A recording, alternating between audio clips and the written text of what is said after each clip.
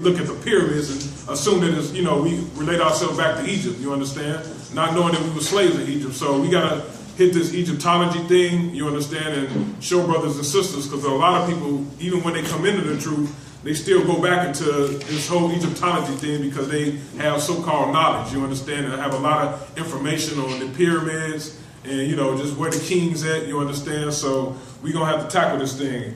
So I wrote down a few points that they actually go to, you understand, and say that the Bible is, we can't go by the Bible no more. We have to go by, what we find in history. And so some of the things they come up with is the Bible has been plagiarized. You understand that the Bible comes from ancient Kemet or ancient Egypt. You understand? That's one fact they're going to pull out.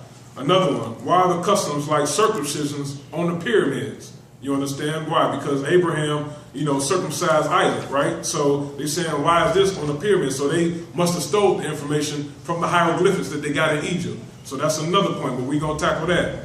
It says the Israelites never built the pyramids. There is no God. The God is the Son. You understand? They believe there is no power that's up in heaven, that the Son is actually the creator. You understand? So this is one of the points that they try to pull out. So we're going to hit that. It says, where were the writings before Moses? You understand? So if Moses was on the scene around 3000 BC, what was the writings before that? You understand? What were those particular writings? What were Abraham's writings? What were the rest of the writings? You understand? So we're going to tackle that information.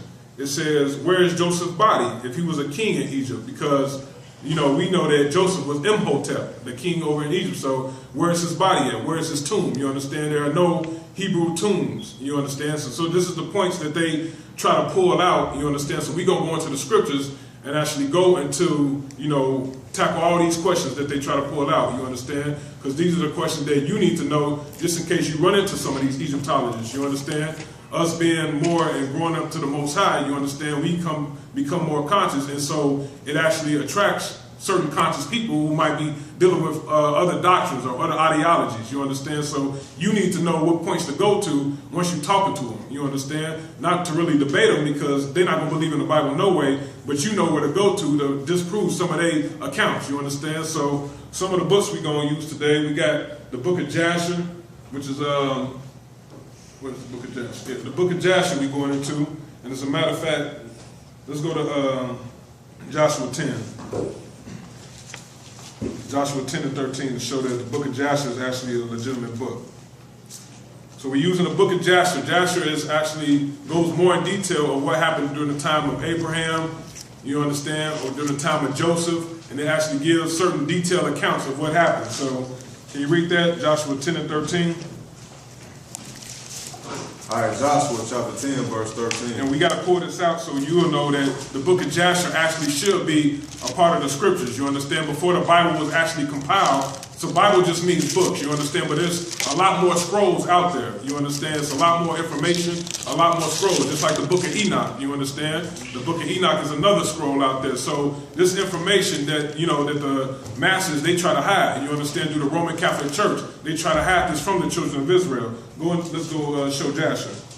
All right, Joshua chapter 10, verse 13. Mm-hmm. And the sun stood still. And the sun stood still. And the moon stayed. Right. Until the people had avenged themselves upon their enemies. Right, so this is a story that's talking about. Go ahead. Is this not written in the book of Jasher? Is this not written where? Is this not written in the book of Jasher? It is not written in the book of Jasher. So the book of Jasher should actually be in the scriptures. Otherwise, the Bible wouldn't have referenced it. You understand? So we have a book of Jasher, and we're going into the book of Jasher, which gives detailed accounts of what happened with Joseph. You understand? The actual king that was over the Israelites during their captivity. You understand? Because a lot of people think that it's Ramesses, and that's the whole thing with the whole 10 Commandments. You understand? They think that it's Ramesses, but we're going to see who that king was. You understand? And we're going to see who the king actually passed his seat down to. You understand that throne? What was his name? So, but Ramesses is actually an earlier king. So when they say that Ramesses doesn't line up when the Israelites was in Egypt, they're correct because Ramesses wasn't that king. You just think it's Ramesses because they say they built city for him, but it just says Pharaoh. You understand? So Ramesses is not that king, but it lets you know that in the book of Jasher. So we're going into that. We also going to be using the Zondervan Bible Dictionary to get the description of Ham. You understand? And show where Ham and the Negroes are not actually the seed of Ham.